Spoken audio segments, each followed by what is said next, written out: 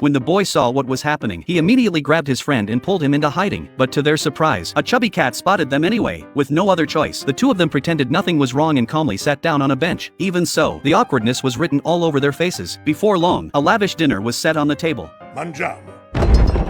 They reached out with their hands to grab the food and ended up eating spaghetti like it was finger food. After dinner, Julia arranged for them to sleep in the trees, but later that night, it started to rain. The two of them immediately turned back into sea monsters. Luckily, no one noticed. They quickly shook the rainwater off their bodies and transformed back into human form. After that, Julia went to ask her father for the money to register for the race. However, her father was a sea monster hunter who hadn't caught a single sea monster in a long time. Even when he went out fishing, the catch was barely enough, so he couldn't come up with the money either. Alberto, who had always lived in the sea, suggested that he could help by catching fish, so the three of them headed out to sea together. Before long, they caught an entire boatload of fish. At last, the problem of the registration fee was solved. Right after that, the three of them began an intense round of training, but the town's triathlon was anything but ordinary. The three events were swimming, eating spaghetti, and riding a bicycle, so they decided to split the tasks. Julia would handle the swimming, Alberto would take care of eating the pasta, and Luca would be responsible for the bike race. To train Luca's cycling skills, the three of them climbed up to the top of a hill together. When Luca hesitated and couldn't bring himself to ride down the slope, Alberto decided to show him how it was done. Although Alberto's riding skills were impressive, he kept speeding up as he went downhill. In the end, the two of them smashed through the guardrail and plunged straight into the sea together. When the townspeople rushed over to help,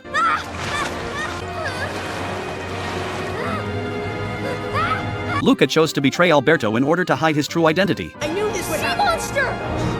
The commotion also drew in a group of sea monster hunters, heartbroken and desperate to survive. Alberto had no choice but to return to the ocean. After getting home, Luca kept trying to explain everything to Julia. When she saw Luca becoming more and more emotionally overwhelmed, Julia suddenly splashed a cup of water on him. Just like that, Luca's true identity was completely exposed. It turned out that Julia had already suspected something was off about the two of them. By now, the entire town had heard rumors of a sea monster appearing nearby. Everyone was excited and eager to catch it, and Julia's father just happened to be the most famous sea monster hunter in town. To protect Luca, Julia had no choice but to send him away, but Luca refused to give up on the race. Julia tried to reason with him, saying it wasn't worth risking his life for a competition. With nowhere else to turn, Luca went to find his friend Alberto once again, but Alberto was still consumed by the pain of being betrayed, and refused to have anything to do with him. Seeing this, Luca could only offer Alberto a sincere apology. He promised Alberto that he would win the race for sure. He said he would use the prize money to buy a small Vespa scooter, then the two of them could ride it together and travel around the world. The next day, the competition officially began. The first event was the swimming race.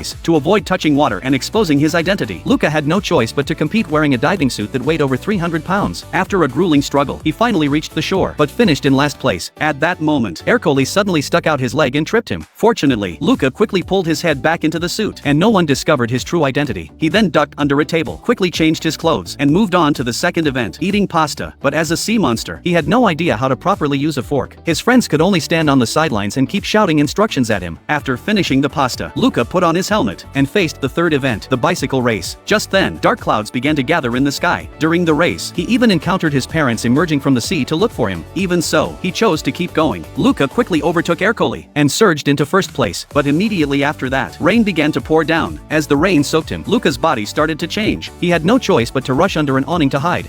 Just stay right there! Alberto! I'm coming for you!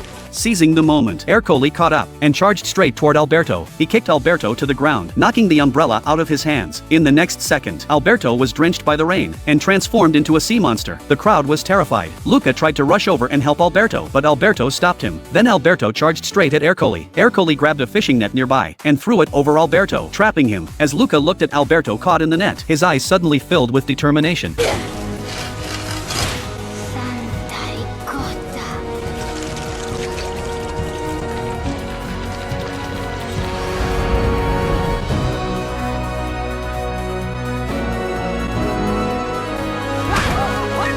Whoa! You really are crazy! Learned it from you! Let's get to the water!